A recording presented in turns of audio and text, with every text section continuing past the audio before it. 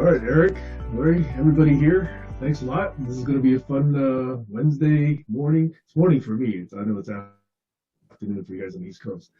And I just wanted to explain a little bit about the background here. I have a very cluttered office. So it's got everything in here. And so rather than showing you all the clutter in my office, I thought I'd either blur my screen or since it's James Webb Space Telescope Week, I thought we'd celebrate a little bit of space vision somewhere around here. Okay, so it's awesome what they've done with that feat of engineering. It's just remarkable. And then the other thing, as Lori mentioned, is sometimes you'll actually catch me looking a little bit up. And I apologize for that in advance because I have a 60-inch screen. And so sometimes I'm looking up because I can't put the camera right in the middle of the screen. I'll be looking around a bit. So anyway, apologies in advance for those two things right there, okay? Let me take 1 minute to introduce myself, okay? I've actually been with Egain now over a dozen years. I first came into the company as a VP of engineering, and so took responsibility for, at that time, it was about a 120-member engineering organization, and then gradually shifted to become a VP of technology, looking at new technologies, in particular interaction mechanisms, ways to handle knowledge, and ways to actually develop new business models around that. And then lately, just for the last, I think 3 or 4 years now, my actual title is Technology Evangelist. So it means I don't actually have to worry about the actual releases. I talk to analysts, I give presentations, I talk to customers, usually not quite so happy customers, but we'll try to make them happier. And so I get to do a lot of events like this, which I really enjoy. So I enjoy interacting with you folks. So in real time, if you have any questions, feel free to participate. I don't need necessarily to wait till the very end, but if it helps continuity, I'll let Eric make that call. So judiciously figure out whether we can actually answer questions on the go or whether we are actually going to wait till the end for all of that. A little bit about the structure of what I've got prepared here, okay? We're about 24 years old, maybe 25, okay? So we've actually been around for a while. We have a lot of experience, okay? So one of the things I'll note right off the bat is we're not the latest, greatest, small $60 million startup with Harvard funds, okay? We've actually been at this for quite a while. We've got hundreds of customers. We've got millions of sessions and billions of interactions behind our belt, under our belt. So we're about to share with you what we've learned in all that time. Okay, so let me go to my prepared notes here and start with a bit of content. And then what I'm going to do is I'm going to bring up a video which actually lays out a lot of the capability just from our own standpoint, okay, of what we're talking about. I'll try and skip through some of that that's a little bit too salesy. I'm going to admit that up front. Okay, so I'll try to skip through some of that and then really focus on the key points, and then we'll have some Q&A after that, okay? So can you see my screen at this point now? Okay, all right. So let me know if that's not coming through, but this is just the topic we're about to talk about. And if you want to follow along, my Twitter handle is @SamHahn. And our marketing department has requested that we use hashtag KnowledgeHubLove if you'd like to tweet about this or otherwise post about it, okay? So let's get into this a bit, okay? There's gonna be about 3 parts to my comments. There'll be a little bit of a demo, which I'm gonna actually do a little bit of a voice over for, and then we'll get into some Q&A if there's time permitting at the end, okay? So the first part here is called a new urgency in customer engagement, okay? Now, it sounds like there's always an urgency, right? What are we talking about, this new urgency thing? Well, we're specifically talking about the fact that for the last 2, 3, 4 years, this notion of digital transformation in the business has actually gotten us to actually invest a lot of money in these digital channels, right? So a lot of people have come and said, let's go and build out chat. Let's go and put some smarts behind email. Let's put a web self-service portal out there. Let's do all of these things. And you know what's really interesting is the last 2 years has been really interesting, okay? Because whatever plans you had, okay, on your roadmap, the last 2 years kind of accelerated that, okay? If you were already digital, you pretty much had to get digital within the last couple of years. So we all know why, right? But as we developed a lot of these channels, we put them up and we built the pipes and we measured all the interactions and what we looked at all the journeys. What did we find? Okay, our customers are engaged. They're clearly using these channels. They're asking more and more questions, but what are we also seeing? You're still struggling to find the right answers. Okay, now you guys are more hip to why that is the case. But we actually did some surveys and we looked at surveys with other analysts out there. And sure enough, it's not going to be a surprise to you. Agents still don't know the answer about a third of the time. So 41% of these people are saying, hey, I call here, I chat there, I get a different agent. 40% of the time, it's a different answer. Now, this is 2021, 2022. This is actually 2021 data. Well, here we are in 2022. That should be unacceptable. We should not be looking at these kinds of results from our massive investment in building out the enterprise infrastructure, okay? Not only that, if you try and go to a website, hopefully there's a portal or an FAQ or somewhere where you register and say, solve this, it's still a third of the time the customers can't find the right answer themselves. So that all says, hey, we can build the pipes, we can digitalize this, we can actually, make the data flow, but what we're not doing yet is closing those sessions with immediate correct responses, okay? That's really the challenge. Now, so the summary is the channels have proliferated, the adoption is definitely there, we're seeing the traffic explode.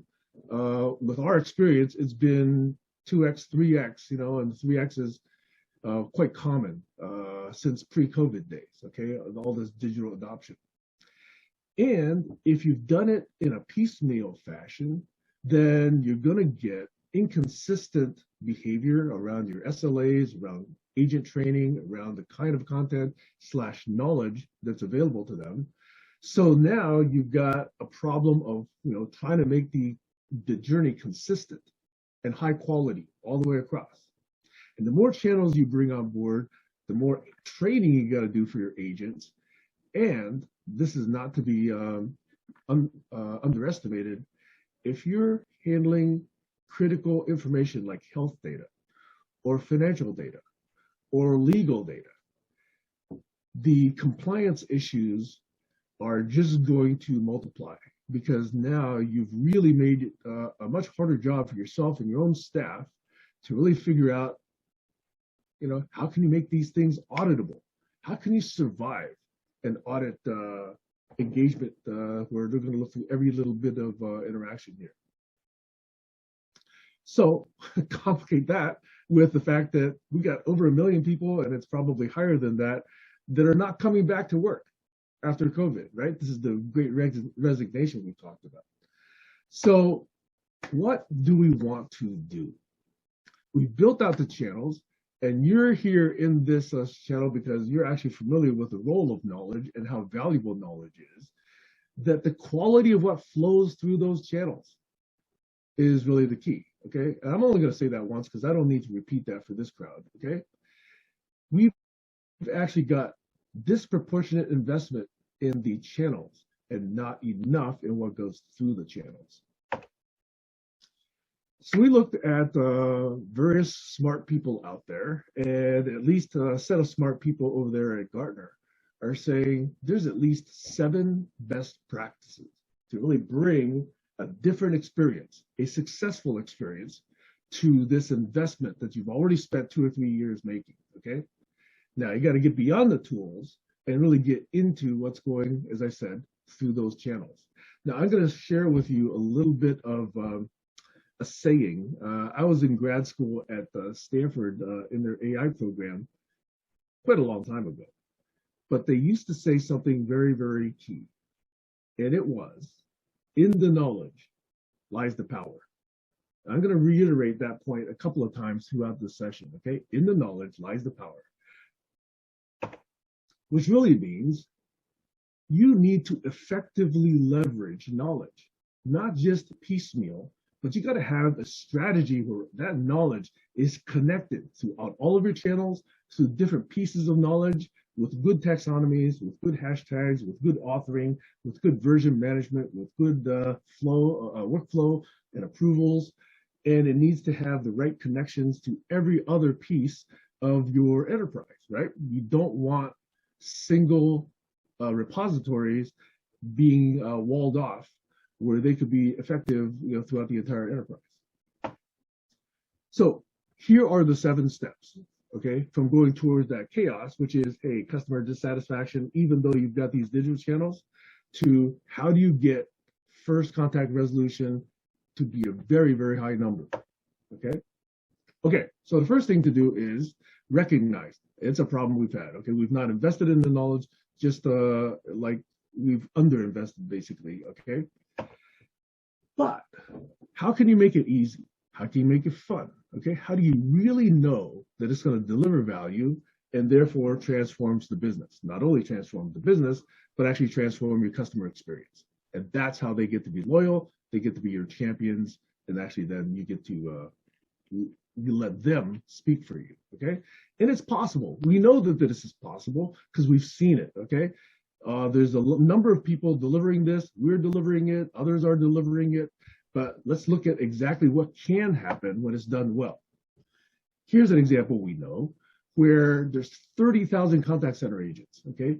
5,000 retail stores, okay? Boom, when COVID hit, okay, they couldn't go to the retail stores anymore. But their investment in knowledge over a period of, I would say now over half a decade, actually probably getting close to a decade, is that over time, they're able to reduce training time for their agents by half, okay? They get the competency in less than 50% of the time they used to take in order to get their agents on board. And that's a big deal because agent turnover is a big issue in this enterprise. Not only that, the first contact resolution improved 35%, okay? We knew it was already low, okay? But if you can actually get it to be double-digit improvement, okay, and then go from there, okay, you can actually cut down on your repeat sessions and actually then deliver higher customer satisfaction. And those of you that know the Net Promoter System numbers, it's typically called MT score, although it's actually a Net Promoter System. A single or even 5-digit improvement there is grounds for happiness in system deployment.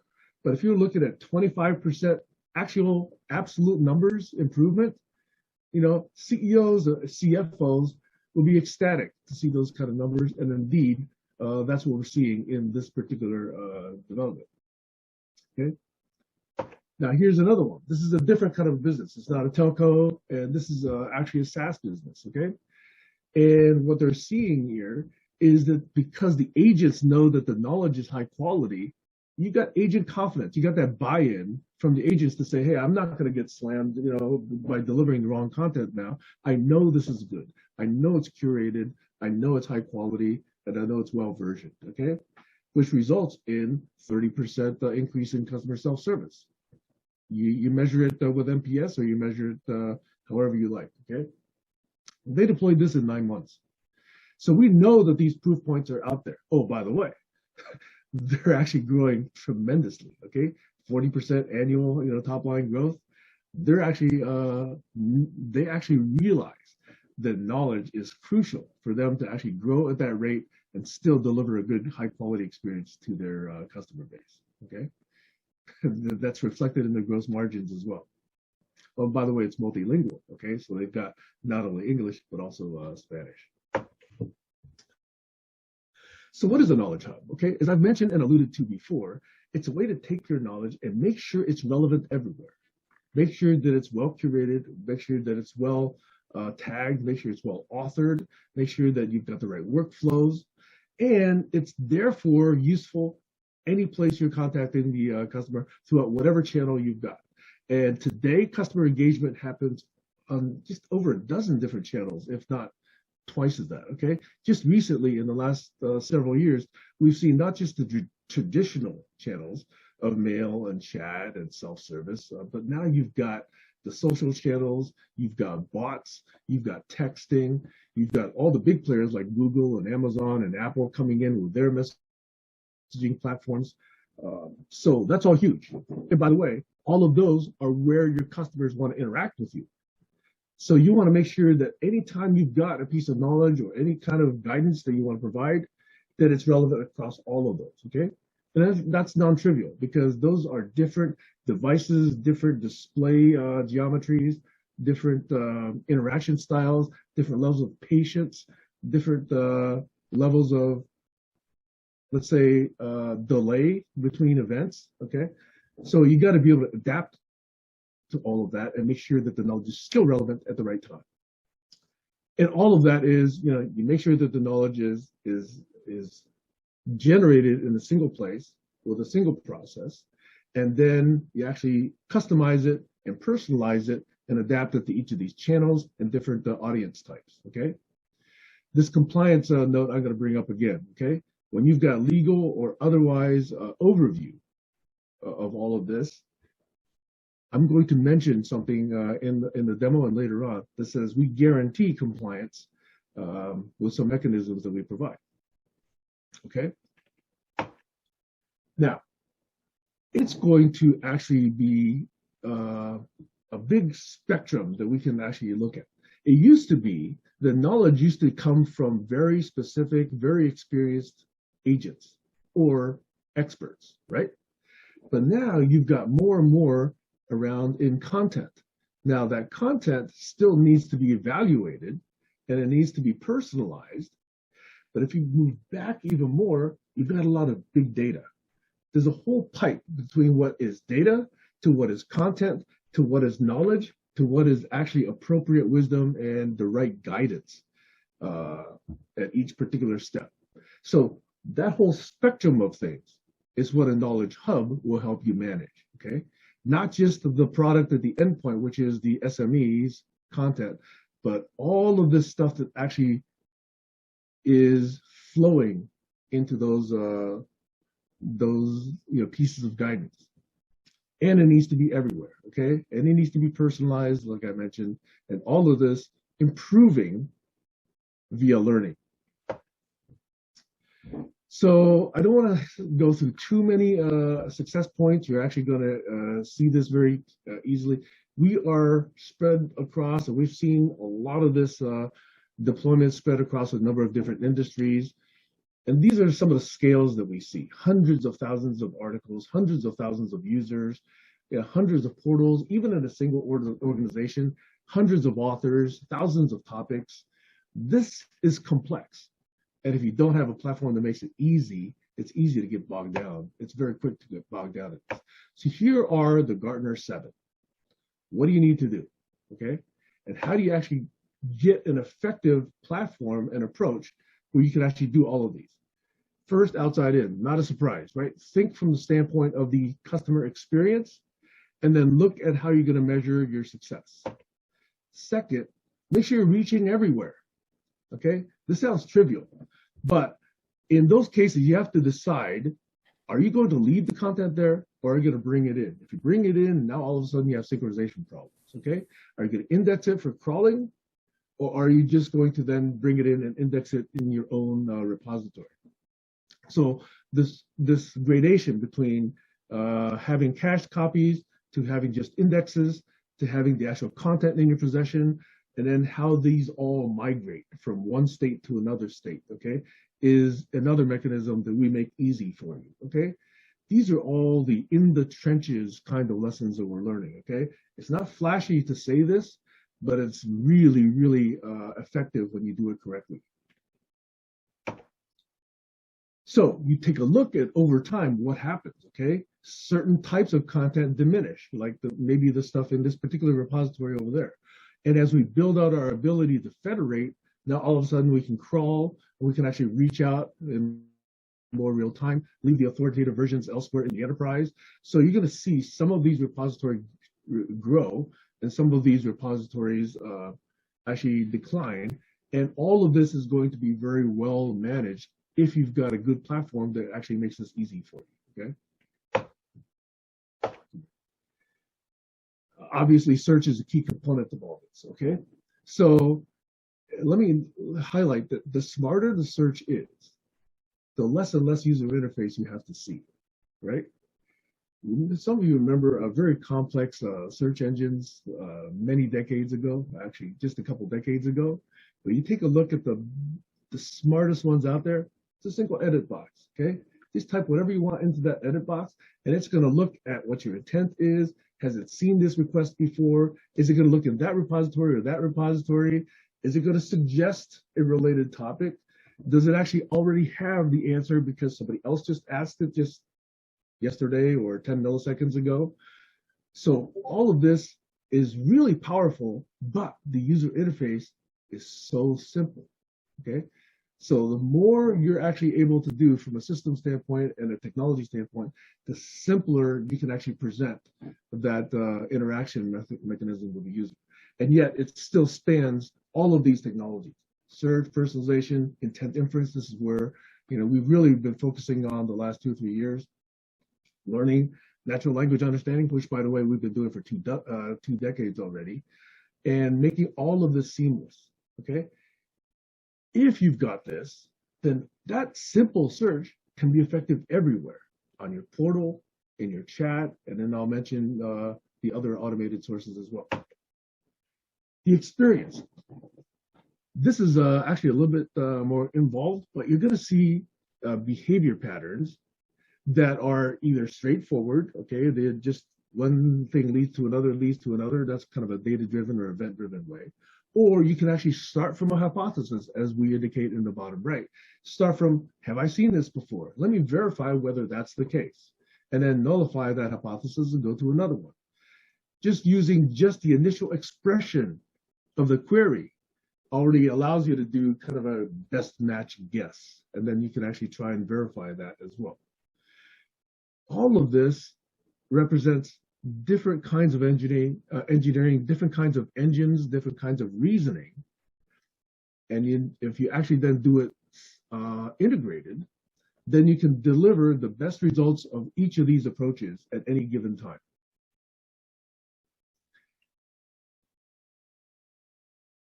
This one is a hot topic because more and more, and probably now going on maybe half a decade at least, okay, the whole idea of chatbots has been tremendous. There's been such an investment in automated assistance. And here's the question. How many of you feel ready to actually hide the fact that your bot is actually a bot, okay? This is actually a very, very dangerous position, because I think that from our knowledge of the ecosystem out there, we're not quite at that step yet, okay? Where we're very confident that we can just say, hey, this is Linda or that's Gary, and they're gonna help you, okay? It's still best practice to say, hey, we're gonna do a limited set of use cases, and this is a little assistant who will escalate to a live agent for you at the next question that you may be puzzled with. So we're not quite there yet, but we're very close. We are very, very close, okay? And here's another interjection that's a commentary I would make, okay? And that is that unlike buying other software, buying knowledge-based products, buying intelligence-based, talking about the problem with virtual assistants and whether or not they are, let me minimize this screen, smart enough to actually pose as actual entities, but the practice is still that they're just on the cusp. I would say within single-digit number of years, we'll probably get to a stage where we could probably, in limited domains, actually say, hey, this is an entity who's actually going to take care of you for all of your issues, okay? But we're not quite there yet. Okay, let me just say that the personalization around knowledge is something that we didn't actually get into until fairly mature in the process. But as we encounter more and more large-scale knowledge deployments, it becomes more and more important, okay? From a training standpoint of agents, as well as just the fact that some of these enterprises have just complex galaxies of products. And so it's almost impossible to address in training what you really need to do for agents to be so effective. And that's why this personalization and contextualization is so important. You got to be able to quickly narrow down to that part of your knowledge base that is actually relevant to the product, to the user, to the agent, to the situation, to the symptoms, to the diagnostic state that you've actually reached. And without tools that actually let you slice and dice this way, you could have agents searching and taking many valuable seconds, many valuable minutes, and possibly even escalating to second level experts and SMEs. Whereas if you've got this correctly done, the knowledge is quite at the fingertips of the agent and also at the user, okay? Search engine optimization is something probably everybody's already invested in already, so I'm not gonna spend too much time here. But the other aspects were what I really wanted to focus on to say all of these have to be done if you're going to really get some value out of your knowledge investment, okay? Now, at this point, I'm gonna fire up a quick little demo, and I'm not gonna step through the entire demo, but I'm gonna step through key pieces of it and really bring certain points to light, okay? So this is a hypothetical bank called 8Bank that we've set up. And by the way, this video is available to some of you that want to watch it in its entirety. But just to get you going, this is my colleague Vivian, who's actually leading us through this demo. And what it's doing is it's showing you how you can actually step through the process of, let me get to the right point in the video here. All right. Showing you certain choices to pinpoint what's integrated from our knowledge base into the website of the actual business. None of this is coded. All of this is provided via widgets, and all of this is provided via declarative, point and click interaction with our authoring system. But through it, you can get very effective display and deployment of that knowledge. For example, this FAQ widget off to the right here, that is one way that we expose. And oh, by the way, that's reaching across the enterprise into a number of other different data adapters and different knowledge repositories to bring together a concise set of articles that it thinks is relevant for where you are in your process through the website, okay? Now, the reason I wanted to focus on this is right around, let's see, minute number 7 or so, right here. We actually have the emergence of a bot. So I'm going to fast forward through that segment here. And I'm going to let Vivian finish up this segment of going through the structure of the website and actually show you how a bot now takes over, okay? So this is actually going to be your instant answers, which is the ability for your system to gather more context on this, the question or what it is, the recommendation, right? So we'll go ahead and we can see, am I eligible for the gold program? It tells me a little bit more about the gold program, any links that are relevant. So this was just basic content, basic search for now, okay? Go on to as well. But in this case, it goes even further and says, I can get you your answer. What state would you like to know about in terms of availability? So I'll go ahead and let's say I'll do California, right? And it'll tell me information such as the 8Bank Gold program is not available in California. We do have an alternative, and then it'll give me a link to the alternative program. But as you can see, it was a way for the system to gather more context to really give me the recommendation or the solution that I'm looking for. Now, if it wasn't because of that context piece, I would have to do a little bit more looking to determine that, hey, I actually don't have the ability for the gold program. Since I live in California, I'm not eligible for it, right? Instead of having to find that information myself, having to look throughout the entire document, the system was able to do that for me with our instant answers. Now I'll go back to the home page of 8Bank, right? In this case, I'm going to showcase another way for your customers to find the information that they're looking for, another proactive way. Now, in this case, instead of a widget, we have the virtual assistant. So here's where the chatbot comes in, okay? This is where we actually provide the knowledge that's delivered through an interactive bot that's just sitting off to the side.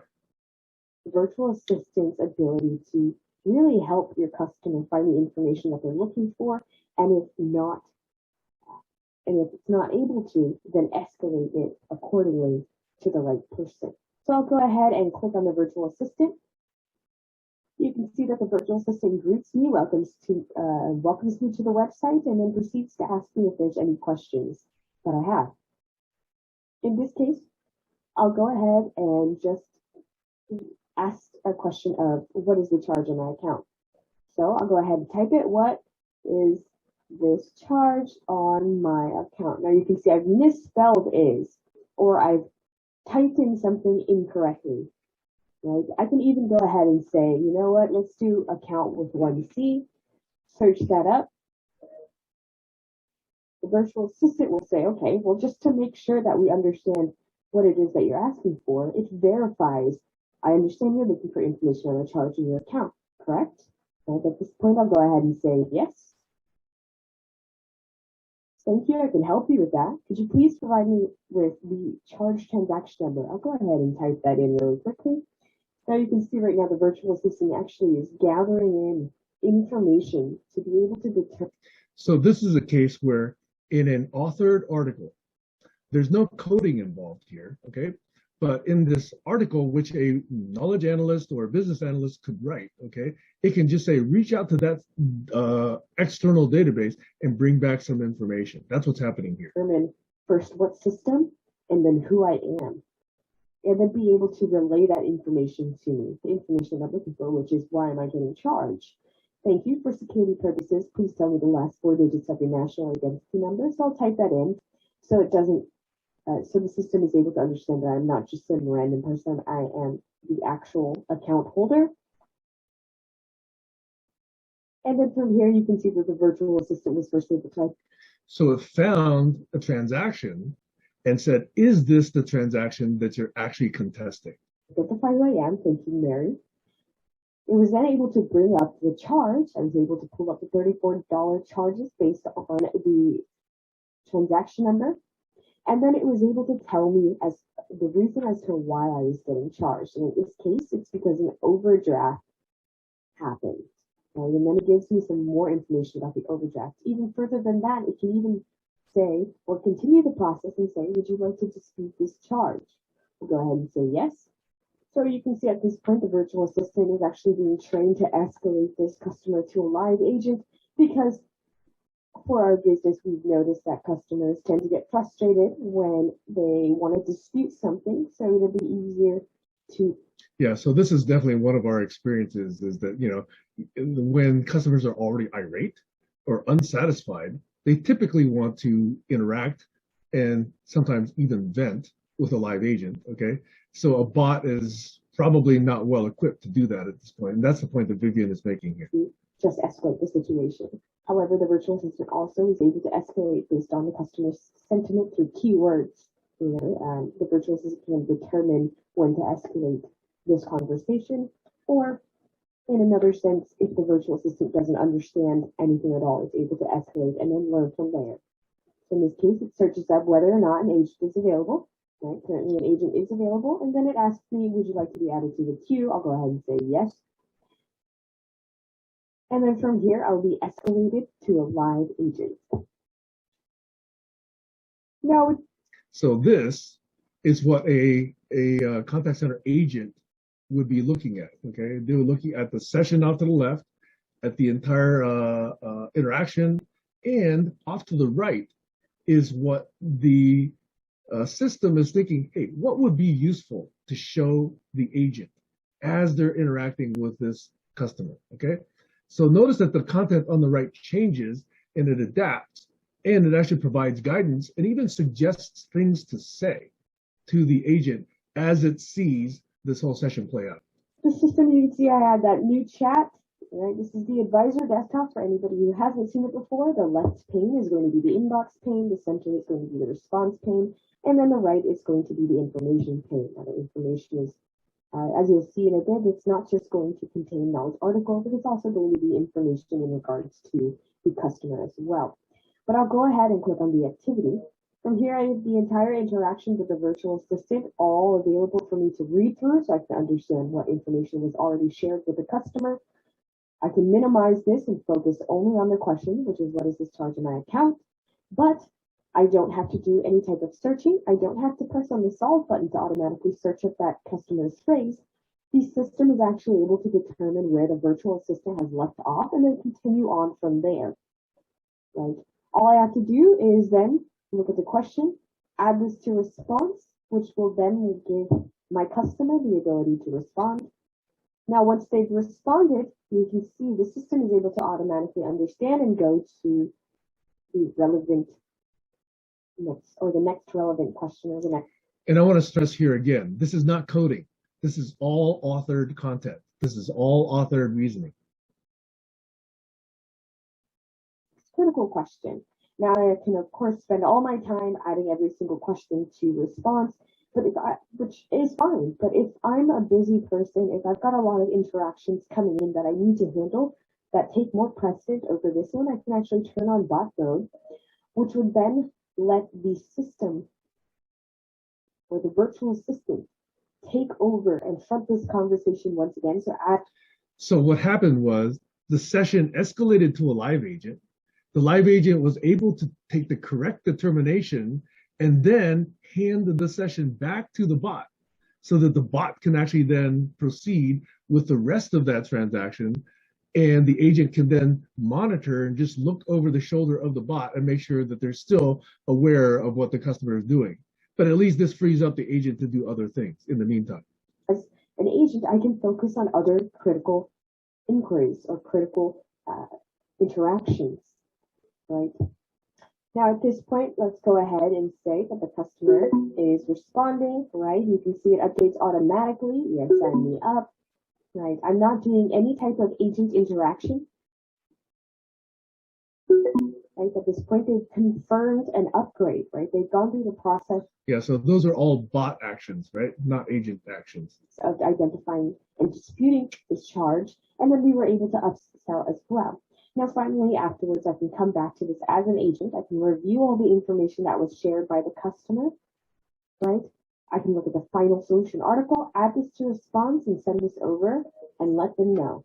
Now, one of the nice things about our knowledge base is, if you've noticed, it's actually the same knowledge base that your customers can utilize as well. So this knowledge, this central knowledge hub can be pushed out to be both external and internal facing knowledge. Right. This can also be the same knowledge used by the virtual assistant as well. Now that I've gone through and helping out the customer, right, I do want to focus a little bit more on the agent knowledge. Of course, we've already showed. So you'll notice that the knowledge pane was actually adapting in context with what was going on with the actual session. Okay, and it's suggesting things, and it's actually collating all those answers that have been asked and responded to down here in a summary. Okay, now the remainder of this is just, I'm going to show you a quick screenshot of it, is how this also assists a voice interaction. So I think Vivian will show a voice coming in, a voice session coming in. And then display it so that as an agent, I really only have to focus on the process. Right. So as a voice call comes in, now this knowledge panel adapts to actually suggest, hey, you may want to say the following. And this is how, if you're actually saying, I did this, this is how you provide auditable evidence that you're in compliance with disclosures, with regulations, with right processes. So we actually have a very easy way for you to stay compliant with all of those guidelines by just making sure that these checklists are actually acknowledged. Okay? At this moment, right? And you can see it's the same thing that we went through earlier with the guided help, being able to break down your complicated procedures into step-by-step pieces, making it easier. Okay, so I apologize in advance because that was actually quite a long video, so I only wanted to show you certain components of it and then come back to the discussion of the point here, okay? And that is that hopefully you're able to get that the knowledge was utilized multiple different places, had contextualization, reached out through multiple different channels, was carefully authored, was used as a guidance both for the agent as well as for the customer. So all of those points, and I'm not sure I made all 7, but anyway, so hopefully you got that out of the fact that, here's what a knowledge management solution could do for you. And all of that required no coding whatsoever, okay? All of that was via declarative and content generation and just very simple point and click interfaces that allow you to do this kind of a rich interaction style and allow your customers to go from a web self-service portal to a chat interaction to a live agent to even a phone call. And all of that is supported by the same platform with the same set of knowledge. So a little bit about Egain, and this is where I'm going to get a little bit salesy, okay, is that we've been around for about 24 years, 25 years now. It's 2022 already. And we were born with the premise that eventually all of these customer interactions were going to go digital. And sure enough, 2 years ago, that basically came to fruition. So the whole COVID thing was unfortunate, but at least for Egain, it caught us prepared. We were actually able to help a number of our customers really move towards digital interaction and engagement with the customers, and especially repurpose the field agents that were out there that could no longer go to a retail store or even go to someone's home and actually train them to then utilize this particular set of capabilities. That's too salesy. I wanted to let you know that we spread ourselves across a number of industries, but these are our 5 biggest. And these are very recognizable names you'll probably see, both here in the US as well as in EMEA. And these are in the global, 500, maybe global 100, some of them. Yeah. So anyway, these people, in particular, federal and state government and tax collection agencies, both here in the US as well as in the UK, all trust our platform, okay? It's not a small thing to say. They're one of, I believe, a small, maybe 200, 250 vendors who are actually FedRAMP certified, which means governments trust us with their data. So healthcare institutions do as well. So we have an offer for people who may think that this is relevant. If you think this is relevant for your business, we have a no-risk way of taking advantage of this, okay? That in 30 days, on our nickel, no risk to you, okay? We will actually look at your website, we'll crawl it a little bit, we'll put together a little demo of what our capabilities can do. We're not going to do any fancy integrations in 30 days, but we'll at least show you what we can do and what, more importantly, what the customer experience might look like if you were able to leverage this and provide this to your customers, okay? The point that I made at the beginning, knowledge is power. Scientia potentia est, okay? Francis Bacon came up with this, and I think it was recorded by Thomas Babbage. This is really the focus that I think we've lived with for the last 24 years. And this is Egain's lifetime, but it goes back even beyond that, okay? In the knowledge lies the power. To really unleash the power, you have to really carefully craft and nurture and build your knowledge base and how you utilize the knowledge, okay? So we just would like to do that for anyone who's interested, and we have a no-risk 30-day offer. And so contact one of my colleagues or myself, and we'll try and make it easy for you, okay? So sorry about the little minutes of salesiness at the end. That's how I earn my keep here. And I think we can probably go to some Q&A at this point, okay? Looks like we have a chat question here, Sam, from Zubida. Sure. You'd like to check that? Let me bring up my chat window and let me see if that's there. Okay. Actually, Eric, do you want to like prioritize or filter these? How would you like to handle this? Right now, we only have a few that just came in. So I think Zubida was the first, and then let's see, that would be it for now. If you scroll down to the latest. Skip a minute. solution. There's often some prep work or a certain stage of maturity an organization needs to be. What is that for process? Okay, I love this question. It's a cultural question, okay? And this is one that actually affects success and we may not say failure, but challenge a lot, which is, and I think I alluded to this in part of the presentation and the demo. The whole knowledge management rollout process is a change in culture. So if you're not willing to invest, okay, so you've already invested in the technology, right? You've invested in your portal, you've invested in your digital channels, you've invested in your engagement model.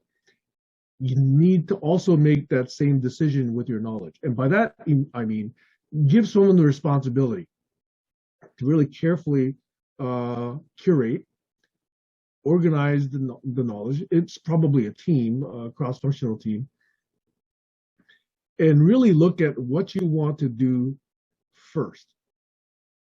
In other words, this whole analogy of a toddler, make sure that you train this, you nurture it, you actually grow it, you actually put up with its little tantrums here and there, you actually put up with a few mistakes, but all the while it's getting smarter, all the while it's getting better. If you don't have that level of patience that you might have with a toddler, okay? Computer, cancel. Sorry, that's Alexa. Computer, cancel. If you don't have that level of patience, then you're probably going to be dissatisfied to say, hey, I expect expert level performance on day one. So that's point number one. Point number two is think carefully about, step one, okay, of those 7 steps, think outside in. Think from the standpoint of the customer experience. And by that meaning, are they likely to call? Are they likely to go to a website? Are they likely to go to a phone? Are they likely to chat with you? And think first about what you want to make easy. Once an organization is mature, obviously this is going to cover all of those channels and all of those options, but pick off, where you think you might be able to first automate. And by automate, I mean, how is the organization going to learn how to do this? I don't mean how it's going to be most effective from a knowledge and ROI standpoint. That's, I think, something you want to get to after you learn the process. Computer, cancel. By that, what I mean is, if you've got the mindset that you're going to put together a knowledge base, computer, cancel. I really apologize about this. I really apologize about this. Let me just go unplug that the next time it does that, okay? And if you're willing to just say, I'm going to put a whole team, and I'm going to put up with some time period and some level of patience and some investment, and a team's really responsible for all of that. I think that's actually criteria for success. It's not a technology question. It's more a culture and organization question. So I'm sorry about the long lengthiness of that response, but that just triggers what I see in a lot of organizations about they want to make the investment in the technology, but they don't want to change the organization. And that's probably the biggest challenge right there. One of them, anyway. Thank you, Sam. We still have one more here from Paul Burns. If we just scroll down to his. See, let me scroll down. Are there plans to build a workflow to the Egain solution for content logging? Actually, the workflow already exists. So we already have, in fact, it's a designable workflow. We have a default workflow out of the box that says, here's a group that could actually author, and then depending on how your organization is set up, do you need 1 or 2 approval stages? Do you have more than 1 person at each of those steps that can give the approval? So we have those by default, and you can actually design those and add additional steps. You could even have automated steps in there if you like. And so I think the answer to that is an emphatic yes. That was one of the things that we, by the way, this knowledge product is one of our most mature products. It's probably older than the company. And because I say we actually acquired a company and then built on top of it. And that company was actually around even before Egain was there. So this is actually a very mature product. And the workflow has been there for quite some time. In fact, it's been there since before I was there. Yeah. Okay, well, I just put out a call for any other questions before we wrap up. We're almost at the top of the hour here. Again, Yeah. my deep apologies for Alexa. I should have turned that off first. That's what editing's for. So the recorded version will be a great version. All right. Well, if that's it for folks with questions, I think we can drop off now. And again, we will have the recording available for everyone. Will you be sharing the slides, Sam, or is that proprietary? Yeah, I'll have Michael send them to you, or I can. I'm pretty sure I have your email. Yeah, I'll send them to you. Great, we'll do that. Sam, thank you very much for joining us today. This was very informative. Thanks for the opportunity. I really appreciate it. Our pleasure. Okay, well, thank you, everyone. Enjoy the rest of your day. And hope that was useful. Bye-bye. Talk to you again soon. Bye-bye.